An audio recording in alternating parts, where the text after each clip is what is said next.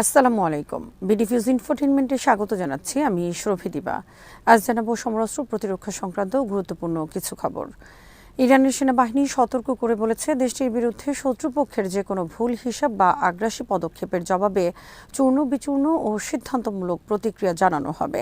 রোববার তেহরানের ইমাম খোমেনি মোসাল্লায় ইসলামী বিপ্লবের নেতা আয়াতুল্লাহ সৈয়দ আলী খামেনির জানাজার নামাজের অনুষ্ঠানের ফাঁকে রাষ্ট্রীয় বার্তা সংস্থা IRNA-কে দেয়া এক সাক্ষাৎকারে একথা বলেন সেনাবাহিনীর মুখপাত্র ব্রিগেডিয়ার জেনারেল মোহাম্মদ আকরম মিনিয়া। তিনি বলেন, যুদ্ধবিরতির মাধ্যমে যে সুযোগ সৃষ্টি হয়েছে তা কাজে লাগিয়ে ইরানের সশস্ত্র বাহিনী তাদের যুদ্ধ সক্ষমতা আরও জোরদার করছে এবং এক্ষেত্রে একটি মুহূর্ত নষ্ট করা হবে না।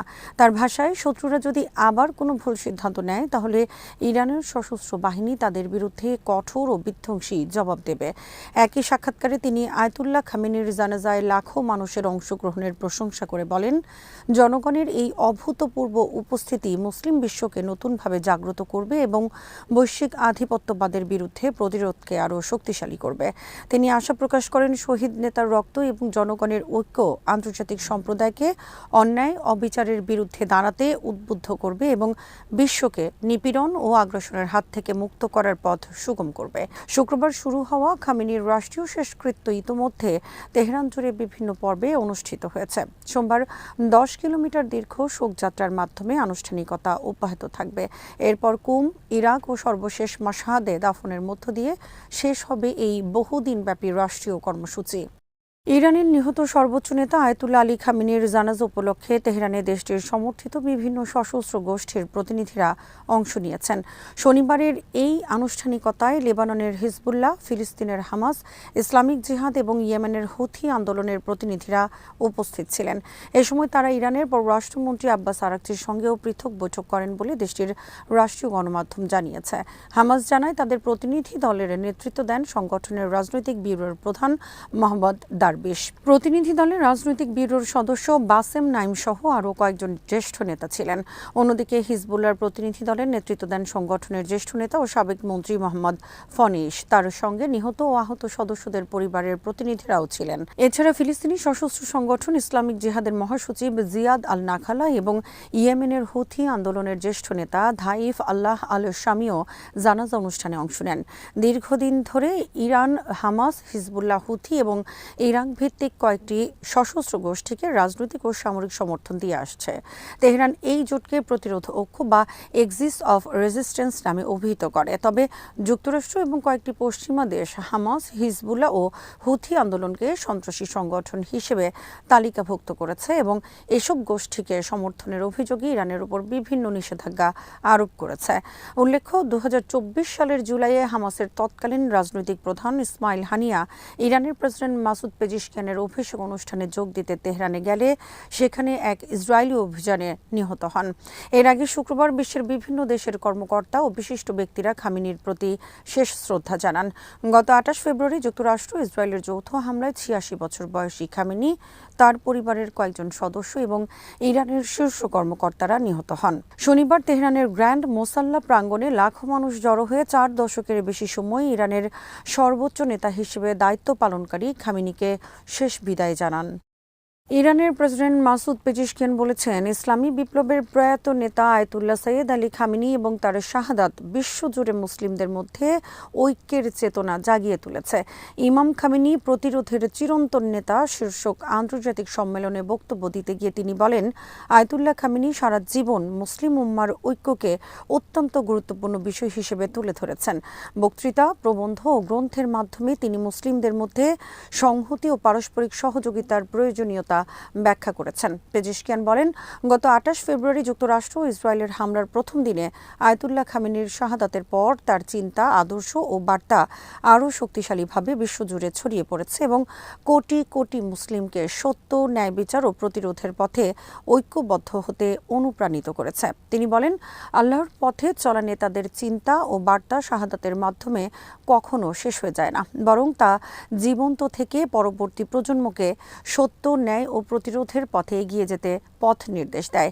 ইরানের প্রেসিডেন্ট আরও অভিযোগ করেন, ইসলামী বিশ্বের শত্রুরা মুসলিম দেশগুলোকে দুর্বল করার লক্ষ্যে বিজ্ঞানী, বুদ্ধিজীবী ও প্রভাবশালী ব্যক্তিদের পরিকল্পিতভাবে হত্যা করছে। তিনি বলেন, বর্তমানে ইসরায়েল প্রকাশ্যেই ব্যক্তিদের হত্যার কথা বলছে, অথচ আন্তর্জাতিক সংস্থা ও মানবাধিকার সংগঠনগুলোর উচিত ছিল এ ধরনের কর্মকাণ্ড প্রতিরোধ করা। কিন্তু বাস্তবে তারা নীরব রয়েছে এবং রাজনৈতিক ও লজিস্টিক সহায়তার মাধ্যমে এসব কর্মকাণ্ডকে পরোক্ষভাবে সমর্থন করছে বলে অভিযোগ করেন তিনি। এদিকে আয়াতুল্লাহ খামেনির স্মরণে ইরানের সপ্তাহব্যাপী রাষ্ট্রীয় শোক ও জনসমাগমমূলক কর্মসূচি শুরু হয়েছে। শুক্রবার থেকে শুরু হওয়া এই কর্মসূচির অংশ হিসেবে রাজধানী তেহরান, কোম, ইরাক এবং তার জন্মস্থান মাশহাদে ধারাবাহিকভাবে জানাজা ও স্মরণানুষ্ঠান অনুষ্ঠিত হওয়ার কথা রয়েছে। ইয়েমেনের পশ্চিমাঞ্চলীয় বন্দরনগরী হোদেইদার দক্ষিণে ইরান সমর্থিত হুথি বিদ্রোহীদের হামলায় সরকারপন্থী বাহিনীর অন্তত 14 সদস্য নিহত হয়েছেন। দেশটির আন্তর্জাতিকভাবে স্বীকৃত সরকারের সঙ্গে সংশ্লিষ্ট এক সামরিক কর্মকর্তা আজ এ তথ্য জানিয়েছেন। কর্মকর্তার বরাতে জানা যায়, শনিবার ভোরে হোদেইদার দক্ষিণে হাইস জেলায় কয়েক ঘণ্টাব্যাপী তীব্র সংঘর্ষ হয়। হুথি যোদ্ধারা সরকারপন্থী বাহিনীর অবস্থান লক্ষ্য করে হামলা চালালে উভয় পক্ষের মধ্যে গোলাগুলি শুরু হয়। পরে সরকারপন্থী বাহিনী পাল্টা প্রতিরোধ গড়ে তোলে এবং হামলা প্রতিহত করার দাবি করে। সামরিক কর্মকর্তা জানান, সংঘর্ষে হুথি বিদ্রোহীদের পক্ষেও হতাহত হয়েছে, তবে তাদের কতজন নিহত বা আহত হয়েছে সে বিষয়ে তিনি নির্দিষ্ট কোনো সংখ্যা উল্লেখ করেননি। অন্যদিকে হুথি গোষ্ঠীর পক্ষ থেকেও এ ঘটনার বিষয়ে তাৎক্ষণিক কোনো মন্তব্য পাওয়া যায়নি। 2015 সাল থেকে ইয়েমেনের আন্তর্জাতিকভাবে স্বীকৃত সরকার ও হুথি বিদ্রোহীদের মধ্যে চলমান সংঘাতে কয়েক লাখ মানুষ নিহত হয়েছে বলে বিভিন্ন আন্তর্জাতিক সংস্থার প্রতিবেদনে উল্লেখ করা হয়েছে।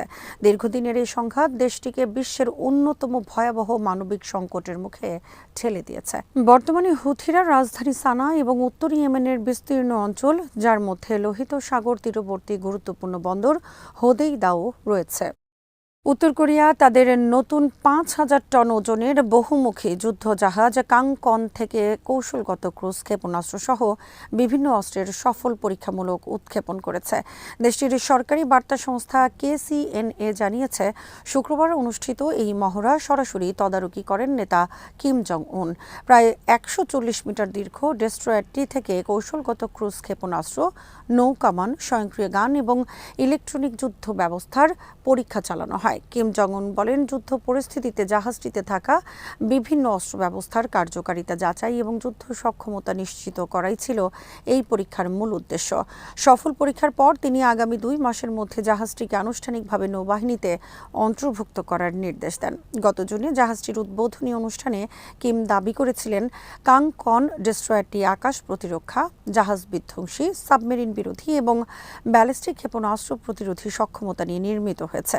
এছাড়া এটি পারমাণবিক সক্ষমতা সম্পন্ন কৌশলগত ক্রুজ ক্ষেপণাস্ত্র ও ট্যাকটিক্যাল ব্যালিস্টিক ক্ষেপণাস্ত্র উৎক্ষেপণেও সক্ষম বলে তিনি উল্লেখ করেন। একই সঙ্গে তিনি উত্তর কোরিয়ার প্রতিরোধ ক্ষমতা ও যুদ্ধ প্রস্তুতি আরও জোরদারের আহ্বান জানান এবং ভবিষ্যতে 10,000 টন শ্রেণীর নতুন কৌশলগত যুদ্ধ জাহাজ নির্মাণ ও মোতায়েনের পরিকল্পনার কথাও পুনর্ব্যক্ত করেন। এদিকে দক্ষিণ কোরিয়ার সংবাদ মাধ্যম ইয়োনহাপ সামরিক সূত্রের বরাত দিয়ে জানিয়েছে, শুক্রবার উত্তর কোরিয়ার ওই ক্ষেপণাস্ত্র উৎক্ষেপণ দক্ষিণ কোরিয়ার সামরিক বাহিনী শনাক্ত করেছে।